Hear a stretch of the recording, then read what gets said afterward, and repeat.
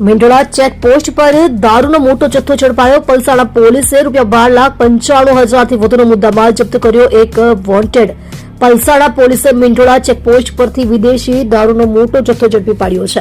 આ કાર્યવાહીમાં ₹12,95,000 થી વધુનો મુદ્દામાલ જપ્ત કરવામાં આવ્યો છે। એક આરોપીની ધરપકડ કરવામાં આવી છે, જ્યારે અન્ય એકને વોન્ટેડ જાહેર કરાયો છે। પોલીસ સ્ટાફ પેટ્રોલિંગમાં હતો ત્યારે પોલીસ ઇન્સ્પેક્ટર બીડી ચિલરિયા, હેડ કોન્સ્ટેબલ નિકેત કુમાર ખુમાનસંગભાઈ અને પોલીસ કોન્સ્ટેબલ નિલેશભાઈ જગદીશભાઈને ગુપ્ત બાતમી મળી હતી કે બાતમી મુજબ GJ21533125 નંબરનો ટાટા ઇન્ટ્રા ટેમ્પો નવસારી તરફથી વિદેશી દારૂનો મોટો જથ્થો ભરીને સચિન થઈ સુરત તરફ જવાનો છે। આ બાતમીના આધારે પોલીસે માખીંગા ગામની સીમમાં આવેલી મીંડોળા ચેકપોસ્ટ પર વોચ ગોઠવી હતી।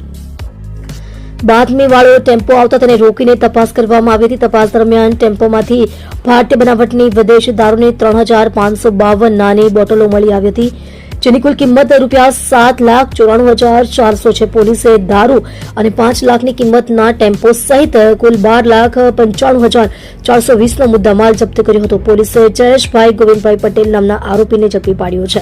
દારૂનો જથ્થો ભરી આપનાર વિક્રમ નામના વ્યક્તિને વોન્ટેડ જાહેર કરવામાં આવ્યો છે।